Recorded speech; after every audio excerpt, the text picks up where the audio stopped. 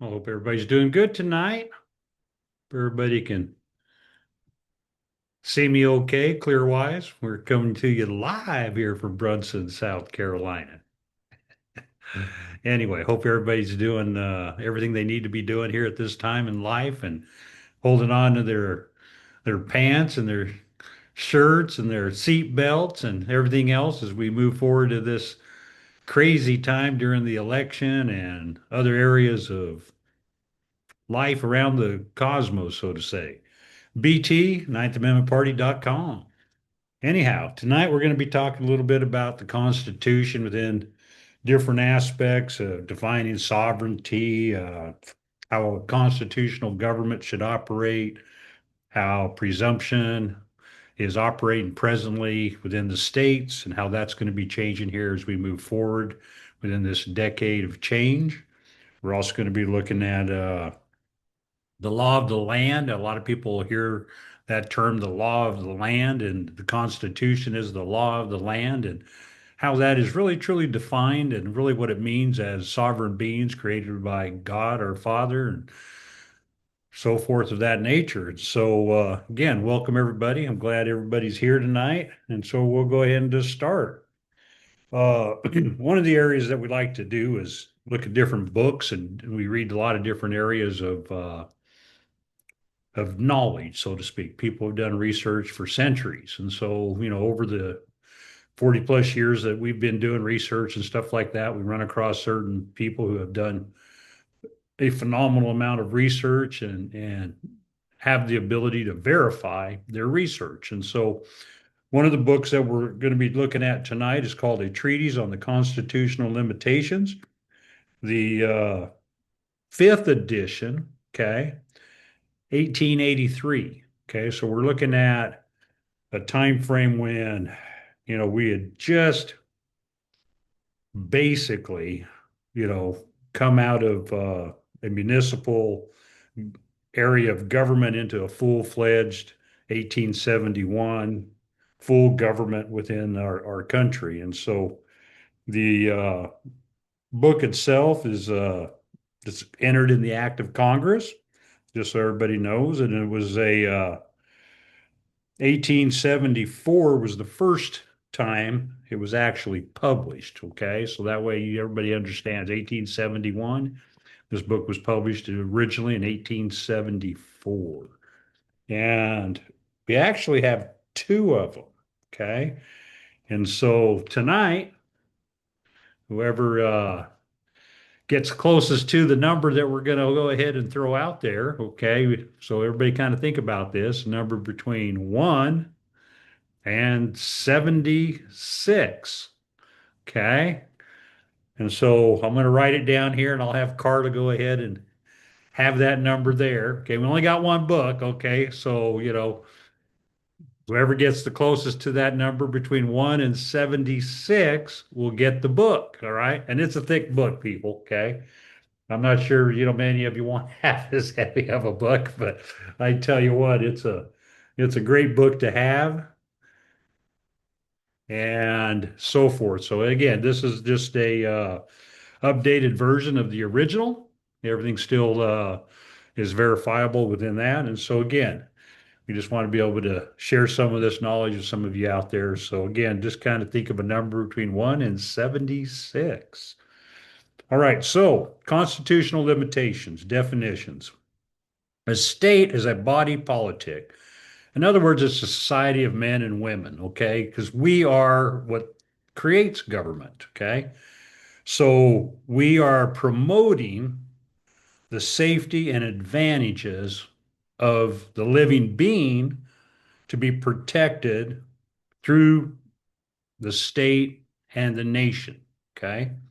And so when we look at it from the aspect of we the people, it isn't just one individual. Okay. It's the collectiveness of we the people that actually create the sovereignty of the nation.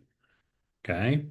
As a whole, as a nation. Now, each one of us is a sovereign being within ourselves. But when we look at the Constitution doesn't say I the people. Okay. It says we the people. And so, being of we the people, it's a combination of all of us together, okay, creating this sovereign union. And that's what we have to be able to look at. And so, when we look at it, absolute sovereignty is in each state, and it's determined by the people of that state. Okay, so a lot of us think sovereignty is just automatically granted within the states, and it's not. Okay, it's about the individuals and the collectiveness together that create the sovereignty within that state and determine the sovereignty within that state when it comes to government. As an example, look at California, look at Minnesota, look at Colorado, look at New York, okay? All these areas that are blue states are being governed under the sovereignty of those people as a collectiveness. Now, do we honestly know if everybody there agrees with that? Probably not everybody agrees with that. But under a democracy, 51% of the people rule that area, okay? Unlike a republic, okay? The republic allows you, the individual sovereign, to be able to have that ability to determine through discernment what their own area of sovereignty exists in, okay? So unless you know what sovereignty is and know how to claim it and know how to protect it and know how to challenge areas that attack your sovereignty, then you really don't understand how to claim sovereignty. So as we move forward and we look at it from the aspect of constitutional law, governments and territories and all these type of things within each state, there are multiple areas, okay? And so sovereignty only exists upon the land, okay? As living men and women, according to what your belief systems are, and according to what you have granted the government within that jurisdiction, okay? So within the jurisdictions that we have territorial jurisdictions, okay? And a territorial jurisdiction is basically pre-union, okay? So everything that was pre-union is basically territorial, okay? So when we look at it from the aspect outside of territorial, then we're looking at it from the aspect of statehood, okay? And within the states, prior to being states, they were colonies. And so when we look at some of the states that were in the aspect of colonies, they actually were utilizing British laws under common law. And so those states originally used common law. Okay. There wasn't a statutory, in other words, there was no government on a national or within the actual statehood in the very beginning that determined the rights of the people. Those had to come later within their constitution as they were brought into statehood. Okay. So when the states became a state, the colonies became a state, and then they expanded, then we had a diversity of belief systems within different original territories. Okay. So the South and the North had a conflict. Within that conflict was about how the people were. Okay. It wasn't necessarily a conflict of freeing the slaves. It was more or less a conflict on how to generate revenue while coming out of the war. Okay. Because again, most people are unaware of that England, the British rule, lent money to both sides during that time. Okay. So we have to understand again that when we recognize sovereignty, it's how you determine it within yourself. let it be the individual, let it be the collectiveness within the statehood, let it be the collectiveness of the states as a nation. And so as we move forward and we look at it from a perspective of the United States and the representatives and the people that we elect, we have to take into consideration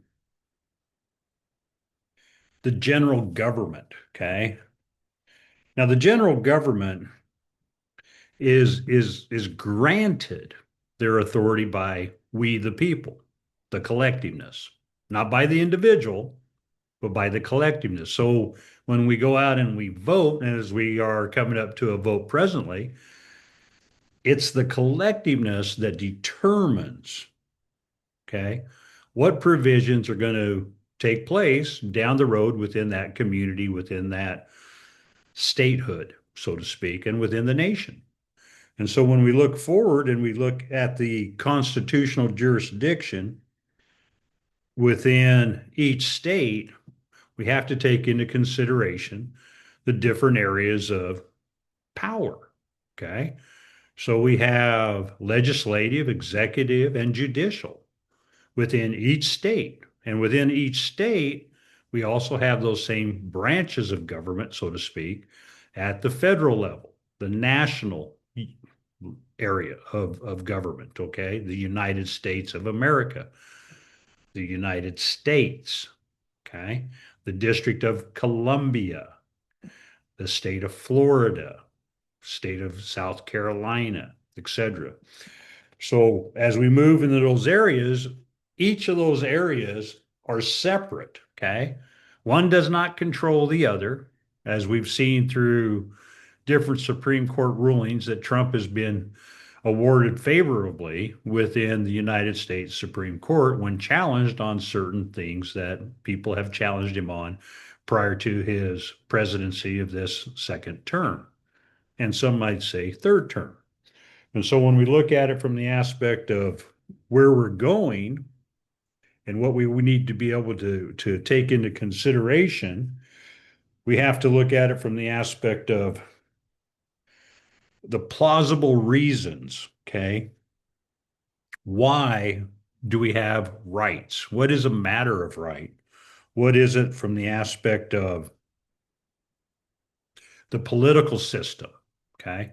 How do we take our own personal lives and invert the political system, okay? In other words, invert it into our energy, okay? Because again, we are in control of the political system if and when we actually take part of that perspective, okay?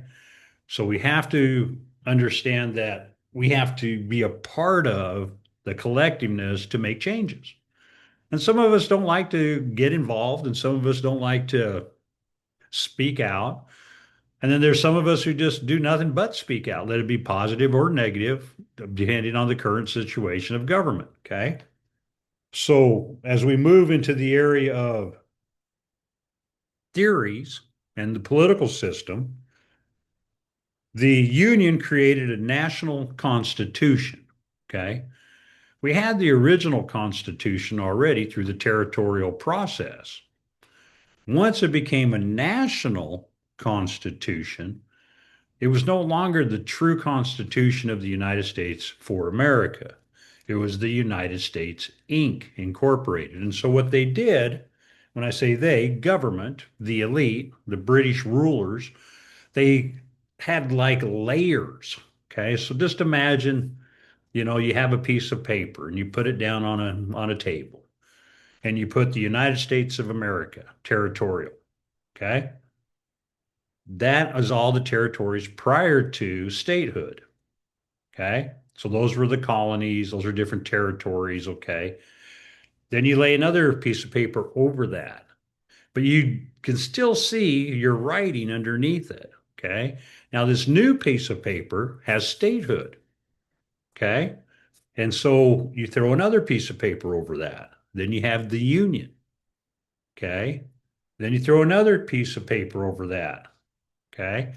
And you have the District of Columbia, United States, Inc. And then you throw another piece of paper over that. Okay. And then you have the United Nations. Okay. Then you throw another piece of paper over that. And you have the United Nations Agenda 2130. And so we have these onions of layers upon our country, not just within our communities, but throughout the whole nation. Now, one of the things that was really interesting to note as we look at the changes that are coming within our country within this decade, many of those compacts, and a compact is merely a contract. Okay. It's not a memorandum of law or a memorandum like what Trump has done with Iran. Okay. An intent.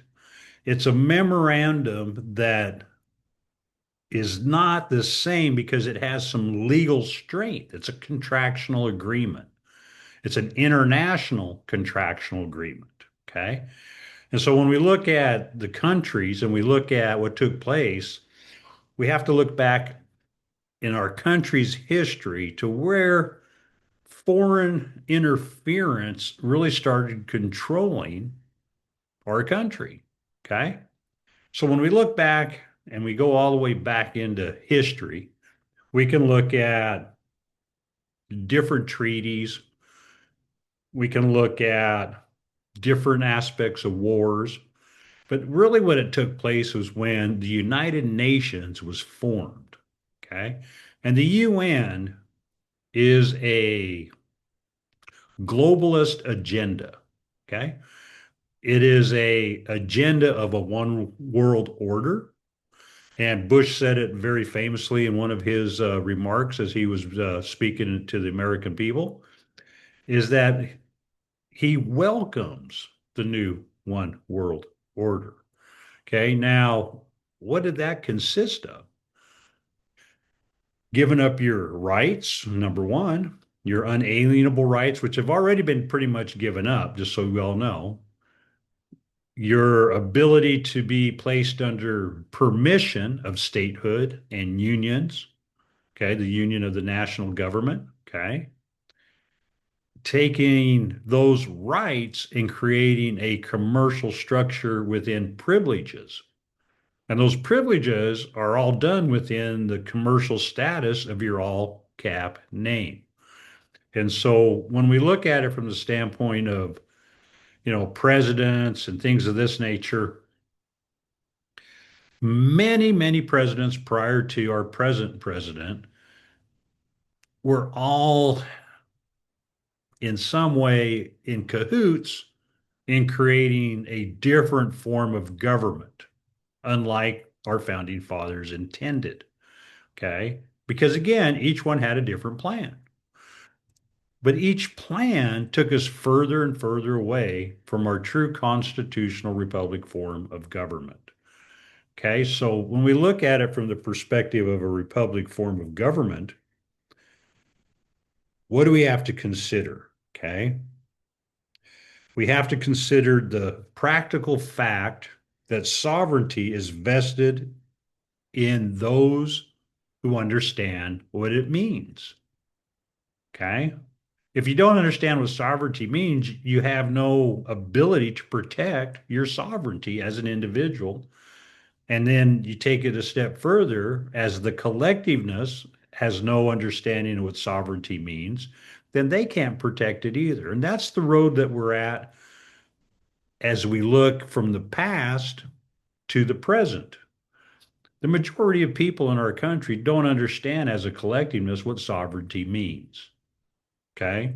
Unalienable rights, as I like to say, that nothing can be leaned or taken from you in which God intended you to have. So, as we move forward within the aspect of concealment, okay, where did we, the people, not look to be aware of what was transpiring in the concealment of our sovereignty? Okay, so we go back to after World War II. That's really when a lot of this took place, because that's when the United Nations came into effect. And then as we look into the aspect of government after the war, United Nations, the different trials and things of this nature that went on after, World War II, and, the ability to recognize how sovereignty was stolen, okay? How different countries were trying to, enforce rules and regulations, taking away the sovereignty of the individual and of the nation. And so we fast forward that time frame to right around 1992. That's kind of what I like to look at it. In 1992, the process of Agenda 21 was kind of initiated around that time frame. Okay. Even though Agenda 21 was actually goes all the way back to the mid 50s in Florida, in Dade County, where it was established a true commercial community that was being dictated through the United Nations at that time. Okay. And it's also in one of my documentaries that I have on YouTube and on Rumble and stuff like that if you want to learn more. The United Nations in 1992 looked at the American people and said, we can't have them have sovereignty. We can't have them have ownership. So, what are we going to do to disrupt the things that they have? So, they came up with different terminologies, okay? And the areas of terminologies dealt with property, just so we all know. Growth management was one of the number one terms that they utilized within the communities, okay, that took place in this United Nations agenda. And most people don't realize that the counties were involved. Okay? It wasn't just the states. Each county commissioners or councils had an opportunity to basically sign agreements with the United Nations. Now, when we were living in Florida, Collier County, which is Naples, okay, Naples, Florida. When we moved there, that was one of the very first things I did the research on to see where Naples, Florida, because again, Naples, Florida was, is like a hub of patriots within the state of Florida. And I wanted to really see what took place within the constitutional perspective because we had a lot of patriots over there claiming to be patriots, but they had no knowledge of what took place within their own community or within their own nation. Okay. So when I looked at Collier County, Florida, and this was back in 2021, right about that time frame, I went down and I checked out all the county commissioners' meetings. Okay. Every meeting that they ever had, all the way back to 1991, 92. And so when I did that, what I found out was in 1992, the county commissioners of Collier County, Florida, signed an agreement with the United Nations to use growth management and all these areas that would usurp the Constitution and the property rights of the men and women of the community. And then I went through each and every one all the way to the present time frame from that time frame of 92, 91, all the way to 2021. Okay.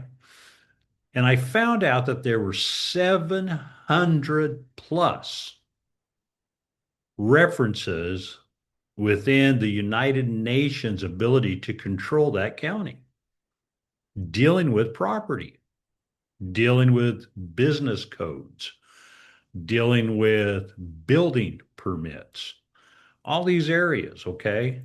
And so the sovereignty within that community was basically no longer available to the men and women, sons and daughters of that community, okay?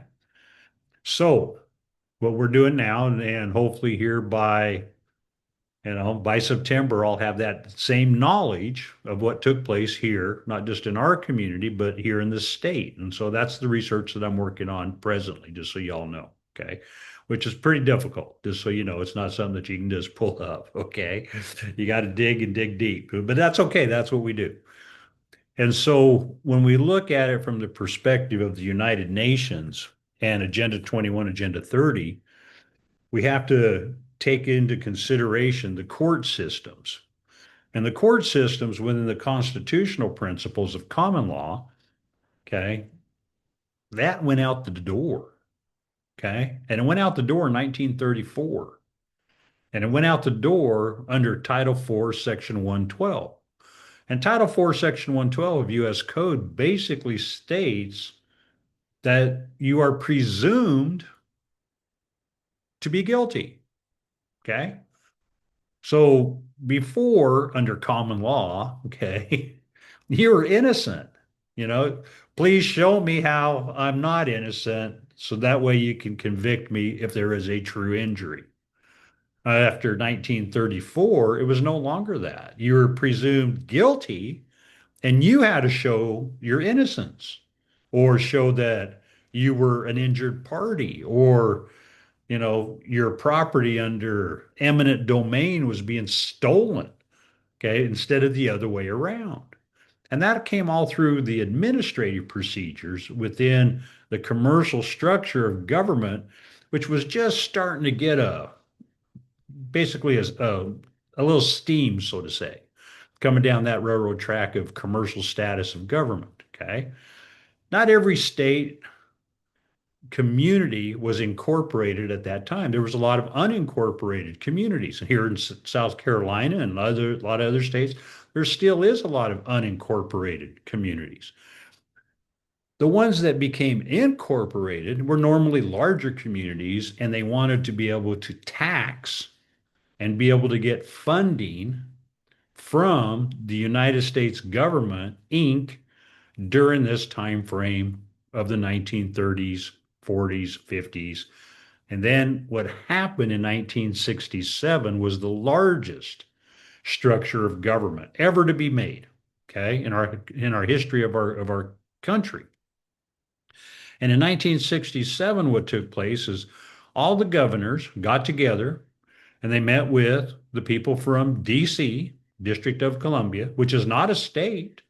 It's actually foreign territory. Okay. And that's where things are changing presently. And we'll touch base on that as we move forward.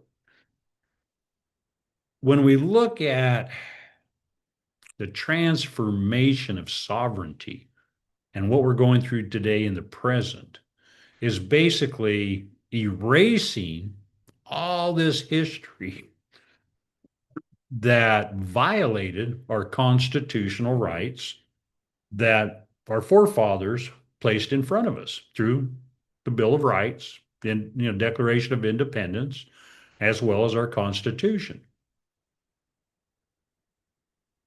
Now, when we look at it from the state perspective, the state just ran with everything that the nation came to the states, and they did that in Louisiana, just so everybody know.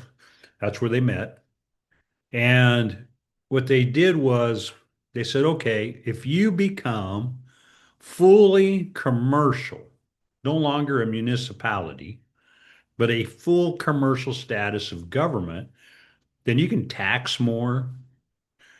You can actually make more money in the prison system, the jail system, the bonding system of the courts, the bonds of the schools, the bonds, all these aspects of commercial activity, okay, within the communities. And that's what took place.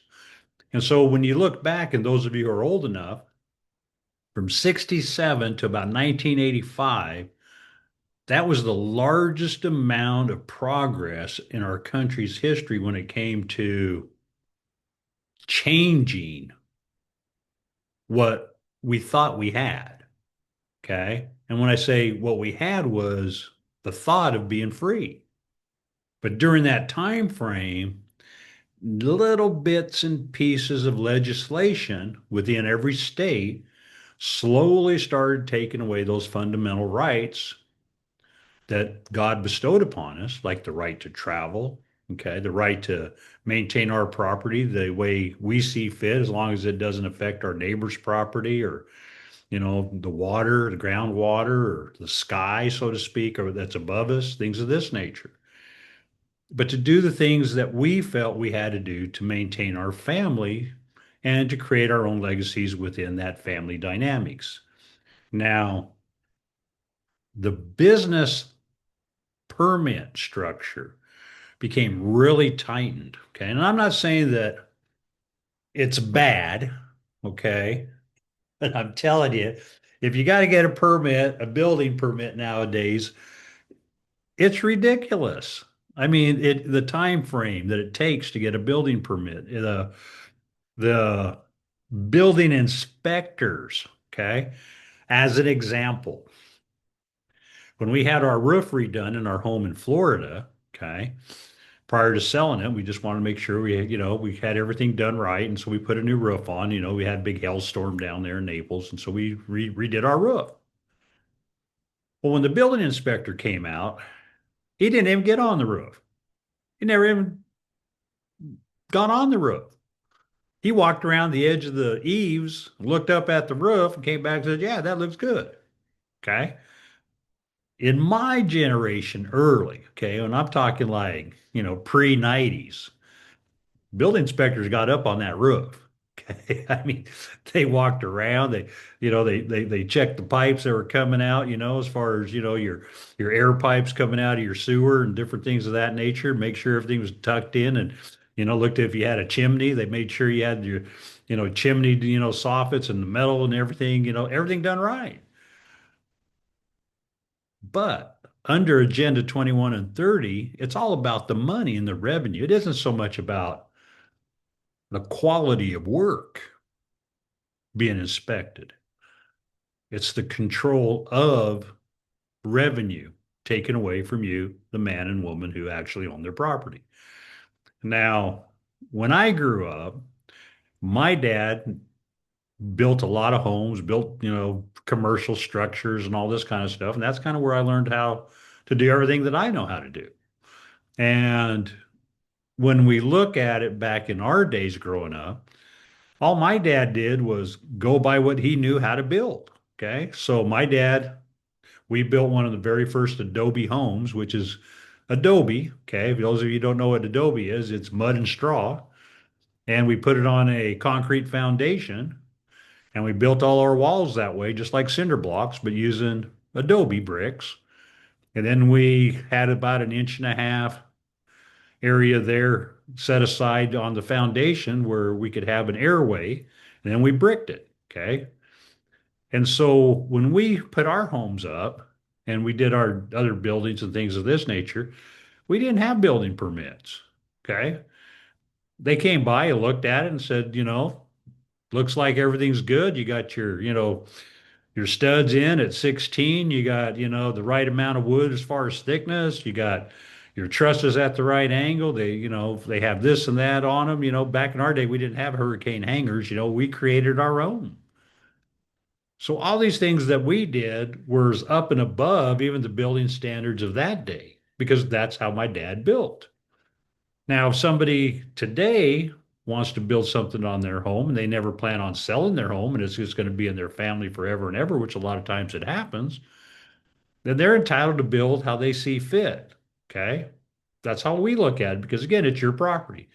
And if somebody wants to buy that property down the road, they can inspect it. And if they don't want to buy it, they don't have to. Okay. But to put regulations on things that you own to control revenue, when in fact the building inspectors for the most part have no clue. Okay.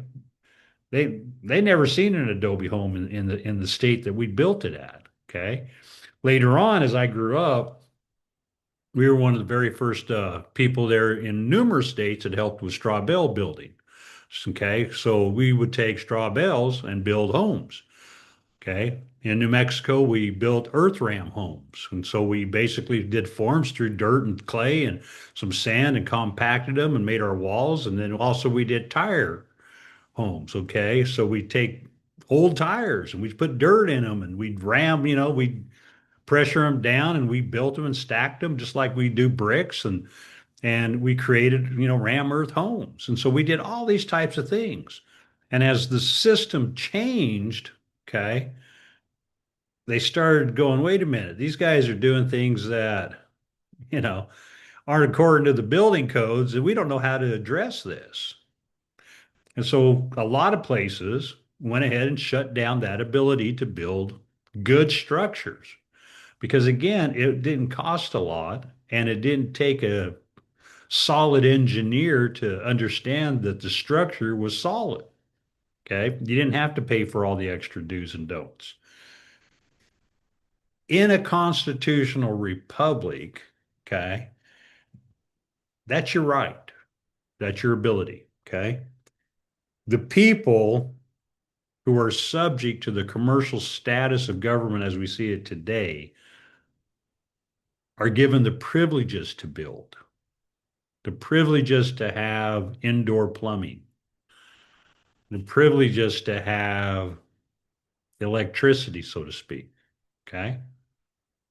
Now, we all take advantage of it. I mean, we have light, we have internet, we have all these things right now at our hands, at our fingertips. What I'm referring to when I say sovereignty, it's your ability to make the choice within your community, within your state, and within that nation. And so, as we move forward within the aspect of understanding our truths, okay, we have to take into consideration the current statutes. Okay. The statutes are what legislation puts together to say, okay, you can do this or you can't do that. And they're, creating the privileges for you to be able to live within that state or within your community. Okay. Just like your council people. Okay. They create certain things or they say no to data centers. They have all this ability to do this. Okay. The question is, where is the authority that was given to these individuals to do those things? Okay. The legislation authority. Okay. Was there paperwork to create the act to allow the statutes to be formed under that act? Okay. Now, when we look at it from the aspect of objections, constitutional objections, when it deals with declaring statutes unconstitutional, it's a real tough situation because right now, when we look at legislation and we look at our legislators, the majority of them are attorneys. And so the attorneys are in cahoots within that aspect of Britain because it all boils back down to the, British accredited registry system, the bar. Control through unconstitutional statutes under color of law. Color of law, again, looks like law, smells like law. People believe it's law, but it violates your rights. It's created those rights and turned you, the commercial man and woman, to have to ask for permission for privileges. Okay. So one of the biggest things we have to be able to understand and to take into consideration is how do we determine that laws are unconstitutional? Okay. Well, when a statute or an ordinance is outside the perimeters or parameters, okay, of the Constitution and is exceeding the jurisdictional area that they were giving only to reside in, then it's an unconstitutional statute. If it violates the Constitution, it's null and void. Okay? So, where in the Constitution does it allow legislation to force commercial activity on the living man and woman? It doesn't. It allows Congress to control commerce. So if it allows Congress to control commerce, and commerce is being forced upon us through legislation, then the legislation is of commerce as well. It's that simple. Okay? So if legislation is of commerce, in other words, commercial, and we're living, how does that apply to the living? Well, it can't. So it only can apply when you see your name in all capital letters. And that's a simple way. I mean, look at your driver's license. Look at, some of the bills you get. Okay. Very few bills are going to come to you in upper and lower case. It's just not happening. Okay. Again, what's the definition of a corporate name? All letters of the English alphabet only include uppercase letters. There's no distinction between typeface or font that will be recognized. It's that simple. Okay. If you see something in all capital letters and it's your name, it's a commercial entity. So Congress, through legislation, who governs commerce, governs you. That's how these statutes and ordinances apply through that area. Okay. So when we look down the road and we look at municipal government, okay, where in the Constitution does it talk about municipal government? It doesn't. Okay. It just says Congress can be in charge of commerce. It doesn't say that the cities and the counties and all these areas here are going to be commercial status. It doesn't say that. When you look at the authority in the act, and I say this, and I read a bunch of letters to the governor, sent it to all sorts of people over the years, but there is no written authority in the Constitution of our country or in any state constitution or even in the statutes, policies, CFRs, any of the aspects which allows government to convert you, the living man and woman's name, into all capital letters, creating a commercial entity. Doesn't exist. Okay? Just doesn't exist. But the collectiveness of men and women, of we the people, don't know this. And so they just allow it to continue. And as them allowing it to continue, it's forced us into a position of where we're at today. And that's one of the biggest things why Trump is doing what he's doing. He's conversing with other nations to put them back into the position of a sovereign nation. So sovereignty can come back into every nation. So we're able to do things on the same level of playing field. We can't play football on a basketball court. We just can't. Okay. But if we're all sovereign nations, then we can work together on the same platform and create wealth. Right now, as commercial structures of government, nations, we're unable to do that. Okay. We're just unable to do it because there's just too much areas of contractual law that the courts protect. And the reason they're protected is because Britain controls the courts.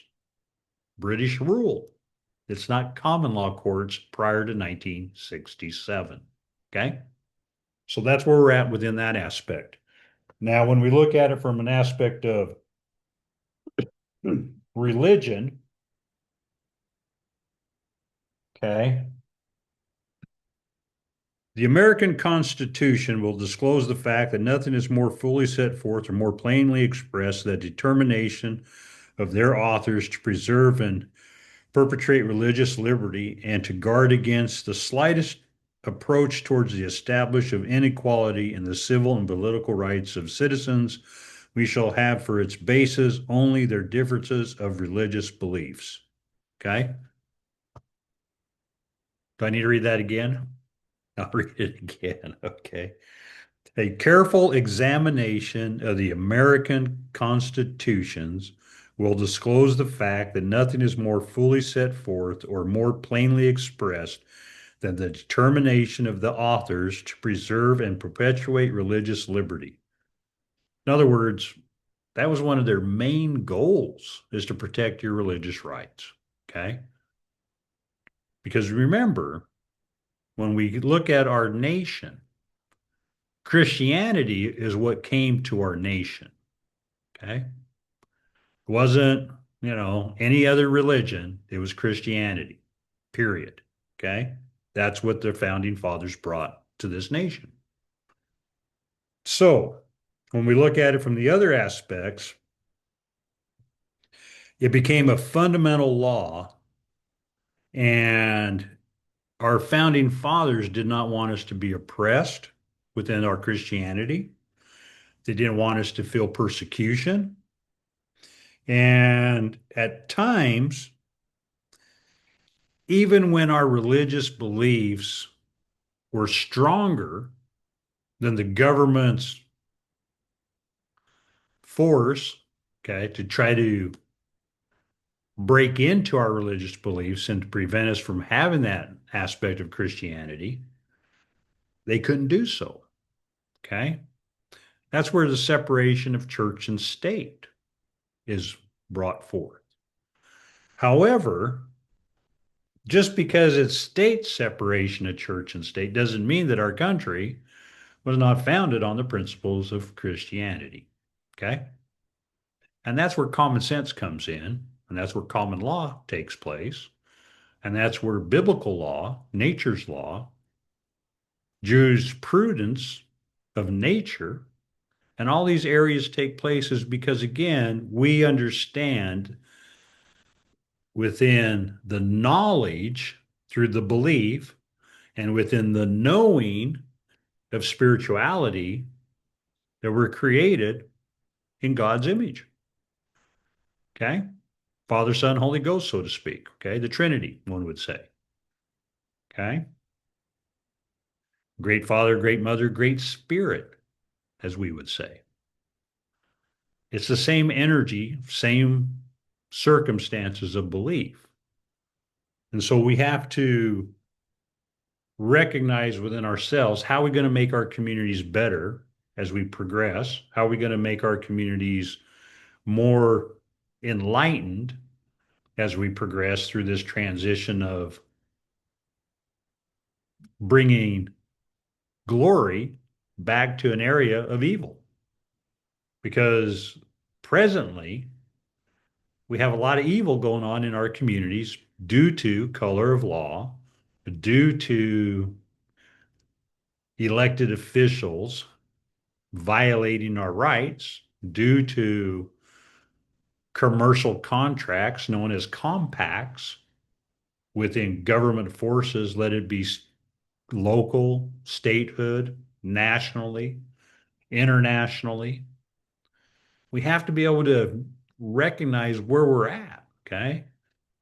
So this is where I think we're at, just so we all kind of move forward in this determination of what's taking place within our country. Presently, right now, I believe we're at I'd say about 85% of the changeover of what's taken place within this decade. Okay. And when I say 85%, I'm saying everything has been put in place. Many people have been taken out. When I say taken out, they've been dealt with, let it be Gitmo or hung or killed or whatever the case may be, committed suicide, whatever it is, okay? However they want to lay it out there, to the general population so there's no chaos. doppelgangers, people playing roles of other individuals, wearing masks, you know, that type of a situation. And we're at that point of pivoting. And we're pivoting in the aspect of getting in line for our country to be back as a sovereign nation, dependent only upon our country. Okay. In other words, like Trump says, we know we don't need anything. Okay. We can do it all. Okay. We have that ability in our country with the men and women, the true Americans. Okay. When I say true Americans, the people who were born in our country. Okay. Those who have been foreigners who went through the proper paperwork to become Americans. Okay. Those are the type of people that are going to benefit.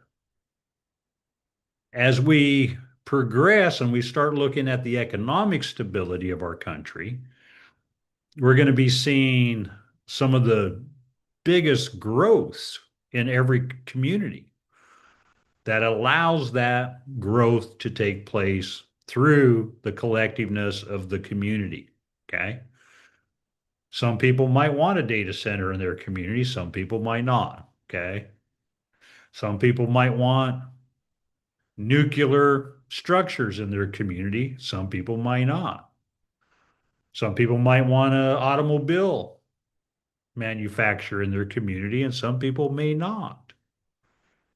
But the economic growth in our country is going to be phenomenal. That's why there are so many countries investing in our country at this present time.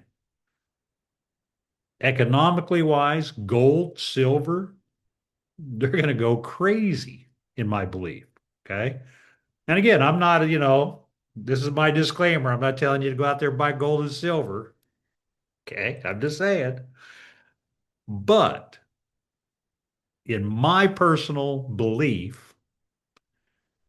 gold and silver is going to go nuts. Okay. I mean, there's talk right now already of gold hitting up to $20,000 an ounce and silver hitting up pretty high. Stocks. I have a lot of people every now and then ask me, well, what about stock market?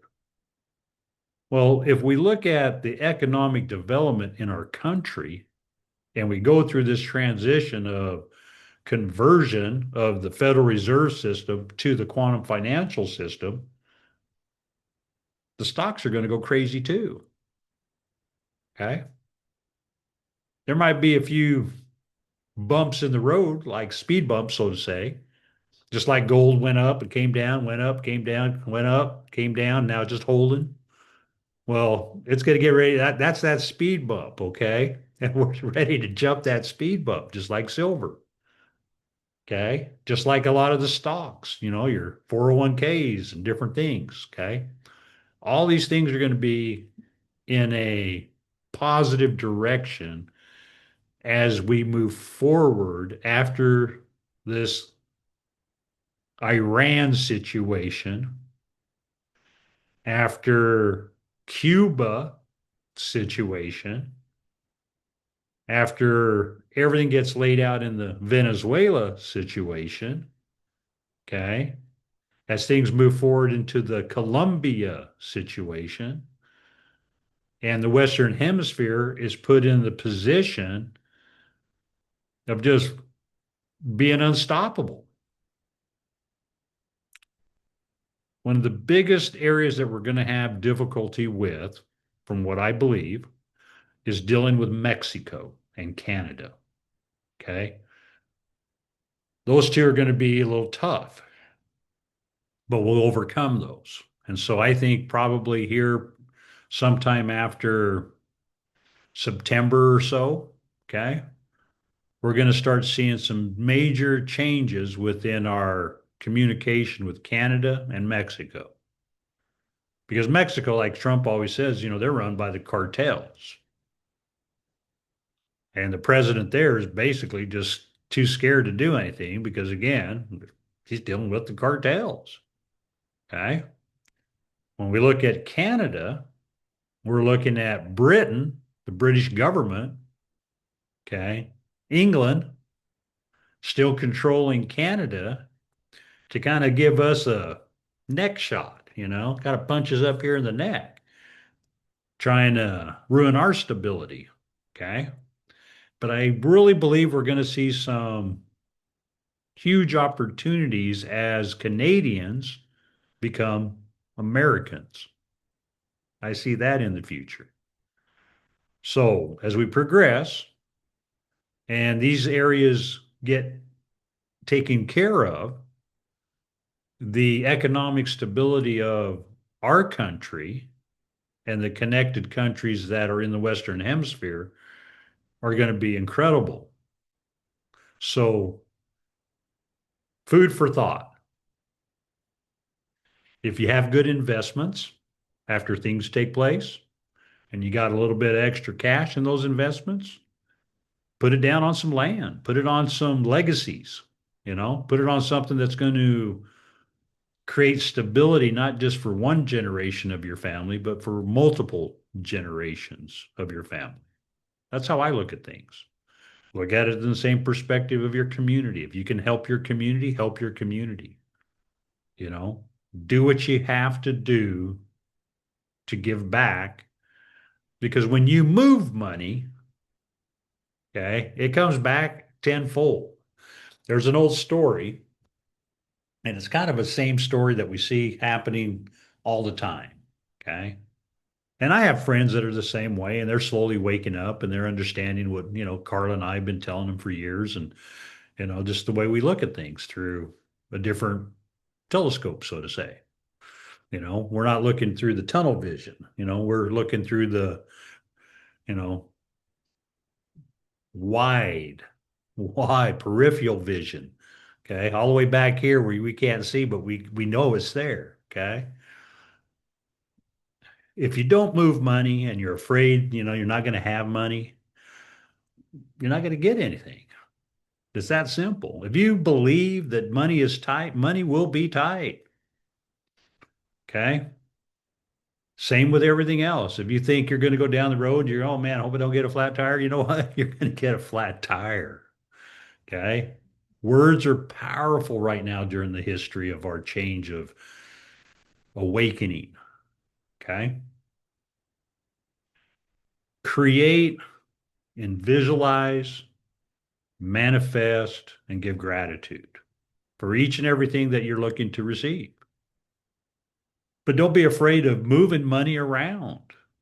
Don't be afraid of, oh my God, I only got $100 this week to spend on something, and somebody comes up to you and needs some money, and you're afraid to help them. Use your discernment. I ain't saying, give that $100 to an alcoholic so they go buy more alcohol. Okay. I'm not saying that. All right. I'm just saying use your discernment and do its best because that money will come back tenfold and more. Okay. So I'm going to open it up. Any questions here on anything that we've talked about tonight, and we'll move forward. And then here in the next couple of weeks, we'll have our next talk. And it's going to be a little bit of an interesting talk because, we're getting close to the 4th of July celebration. And, we're looking at everything from June 24th, okay, to July 4th as a very critical time in our nation's history. Okay. Those 10 days there are going to be huge. And it's exciting because my birthday is the 29th of June. So, I've been praying, maybe we'll get that reset on my birthday, if spirits hearing me, you know what I'm saying? That could happen. We don't know. It could happen. And if it does happen, just know those of you who have listened and participated and have done something to get some of these things to create a little bit more wealth in your life, just be happy that it's taking place. Okay. Again, remember who you are in connection to your spiritual path and just go for it. Okay. So I'm going to go ahead and open it up for comments. I'm going to go ahead and start here with Miss Lydia. If Miss Lydia have anything to say tonight, feel free to unmute.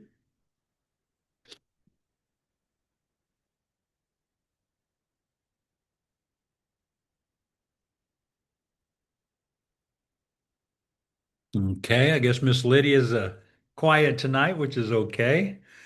We'll move on over to 825622. If you have anything there to question or anything of that nature, 825622, feel free to unmute. Okay, we're good there, it sounds like. Miss Bonnie, you have anything there that you'd like to communicate on? Not really, but I always have something to say. I'm excited. I can't wait.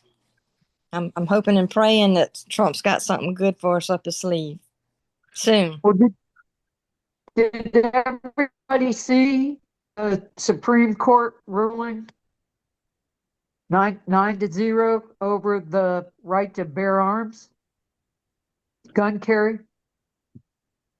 Yeah, yeah, They there's announced yesterday.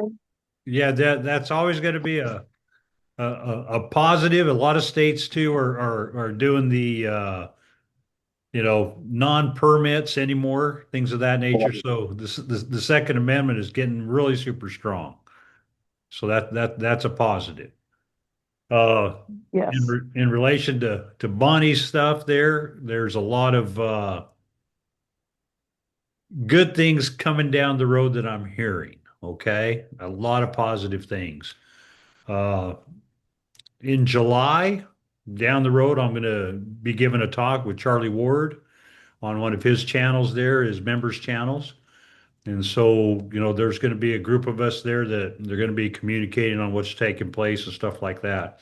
And that's mid July. And so once I have a date confirmed and everything of that nature, we'll let everybody know and you guys can you know, check it out. We'll see what we can do to make sure we get a copy of everything and so forth. Because I know it's going to be on his members page. So we'll go from there. But anyway, just so you know on that. Okay. All right. Let's see here. Go ahead and get that one. Bonnie. Mr. Derwin. Mr. Derwin, do you have anything there to say, Mr. Derwin?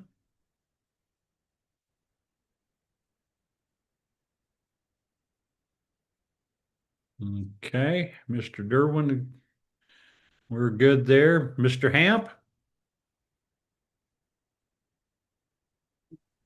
All good, brother. Thank you. All right. All right. Sounds good. I hope that meal's as good as eating as it looks like it is.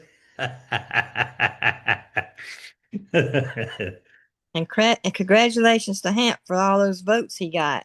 Yeah, there you go. There you go. He almost got 10,000. Huh? He Hey, almost got 10,000. that's a lot. That's a lot of votes. That's a lot of positive energy. That is. Thank you, Miss Bonnie. Yeah. Of course. Okay. All right. So, Alicia, would you have anything to say? Questions?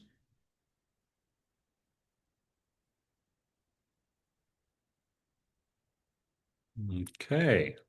All right, people. Well, it looks like it's another good night. God bless America. May each one of you be blessed and just take the time with your family and your friends during this time frame right now as we move through the 250th anniversary of our country. And just know God's got everything in control. We're just riding the wave, so to speak. Alicia, go ahead. I just want to say I'm excited. I'm Oh, excited for progress. I've been waiting a long time. well, I tell you, a lot of us have been waiting a long time. A lot of us have been teaching. A lot of us have been just doing our best to survive and but we're at this apex and that's the most beautiful time that we're at. We're at this apex of history and just like I got the Teton Mountains behind me, and it's all part of who we are. That's the most important aspect of our spiritual path is to be able to continue what we know, what we can share with others, and just to make this place a better place for all of us as a collectiveness under one nation, under God. So anyhow, all right, people, God bless. We'll talk to you soon. And again, I'll get this done and get it posted on our YouTube channel and our Rumble channel, and I'll send the links. Good night. NinthAmendmentParty.com.